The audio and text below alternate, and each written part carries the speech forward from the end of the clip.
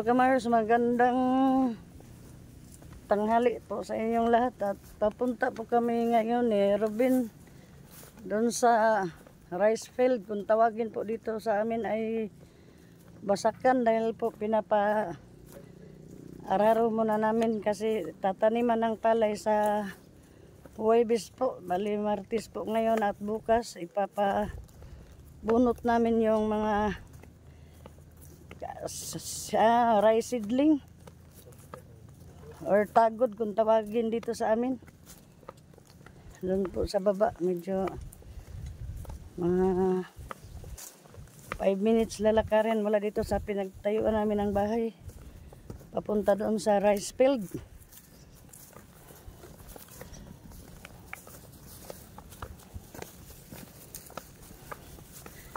Shout out sa inyo, Brad Willie Suabe Vlog, at kay Melanis TV, at kay Brad Farmer Boy. Papunta kaming basakan ngayon kasi pinapapatag namin yung basakan para taniman ng palay.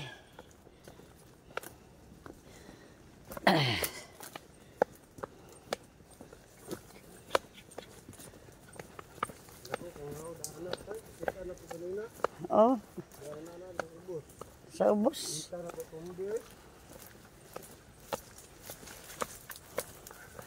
Itong mga paunin mong bito ka sa manok, wa mo kagat ang how?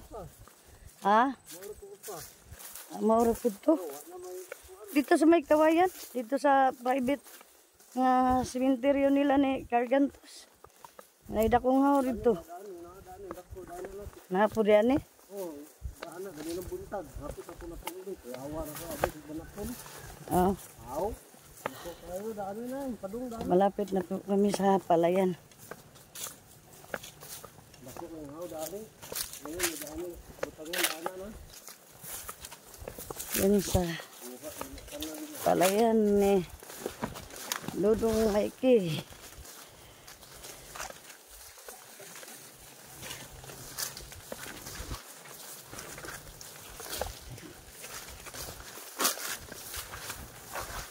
Ayan. Medyo maputik ang daan.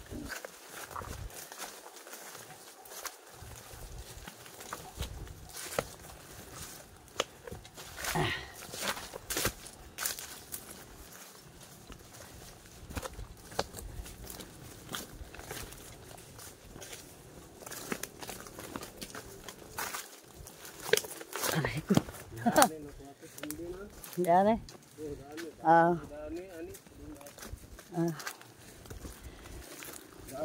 Dari na. Huwag ko bantay. Iyawan ko eh.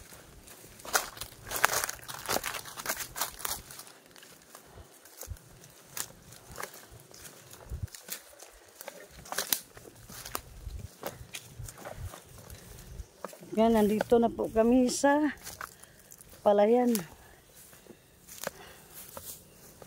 Sa rice field.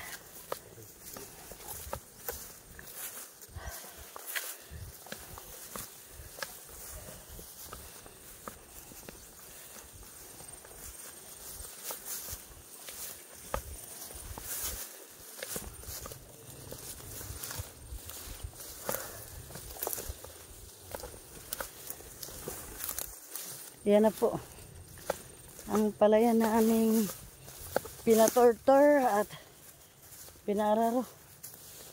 At ito na po yung seedling na palay. Ayan. Yan po ay bubunutin yan bukas para itanim po.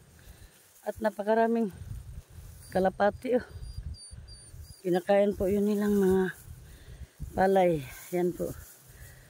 Kalapati po yan. Marami. At yung seedling ng palay, ayan. Marami po yan. Bali 24 kasalop. 24 kasalop. Yan, itanim po yan dito hanggang doon. Ayan. Ito po. Ang palay hanggang doon yan. Yung doon sa baba. Doon. Bali 5 5 malawak na kahon. Nakakahon-kahon po ito eh. Ito isang kahon. Ayan dyan. Isang kahon rito. Bali 2. May 3 pa doon sa baba. At tataniman po namin ito ng palay sa Huwebes. At bukas ipapabunot po namin yan, yung seedling ng palay.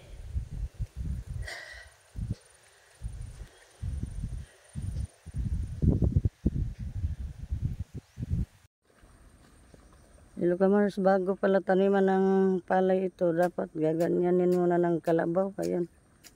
Inaararo muna po. Ayan.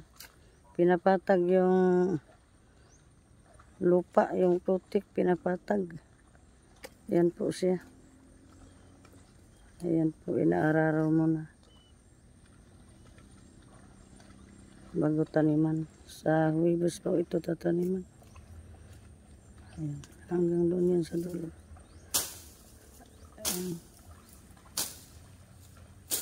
Pas matapos na po ito pag araro at tataniman na po ito sa Huwebes kasi Miyerkules po bukas. Yan, bubunutin yung yung mga palay bukas. Bubunutin yun ng mga palay, yun po. Bubunutin yun bukas para itanim. Yun siya ang seedling na palay.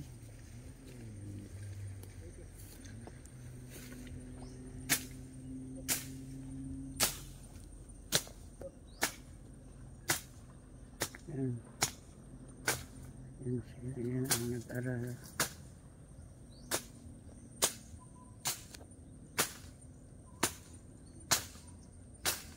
Lokamars, kaya bali ito po yung nagbunot ng seedling ng palay po. Yan po, binabunot niya at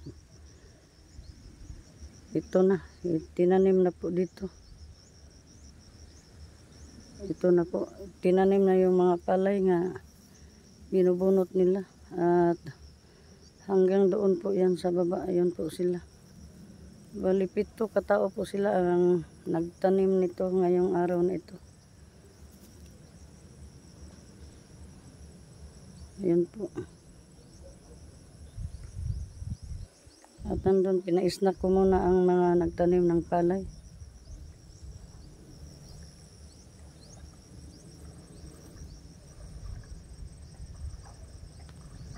Ayun, pinatigil ko muna sila sa pagtatanim dahil oras ng snack, 10:00 po ng umaga.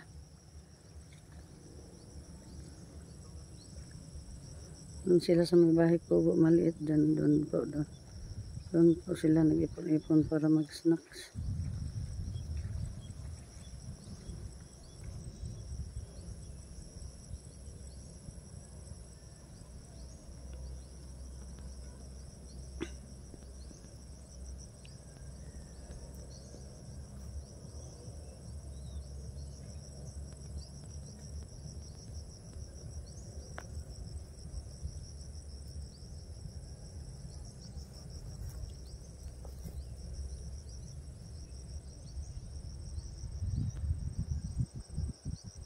Di pa na rin ang may-ari doon banda.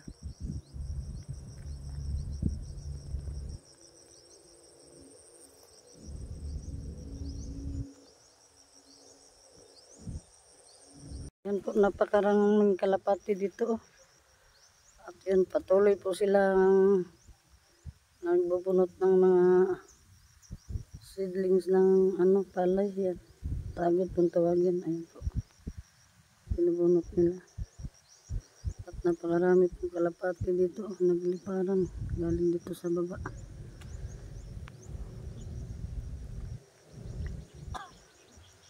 Yan, bali na 2 sila po ang nagbubunot ng tagod or seedlings at ito na po.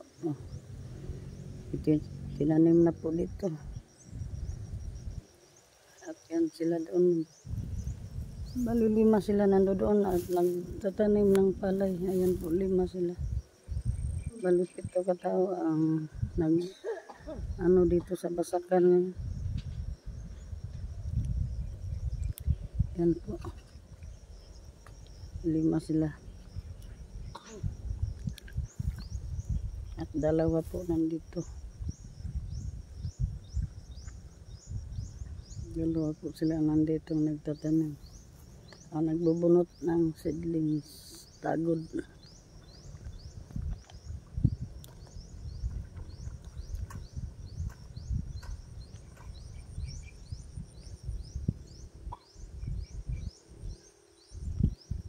Marami pala rin kalapati nandoon. Ayan. Ayan mga kalapati po yan.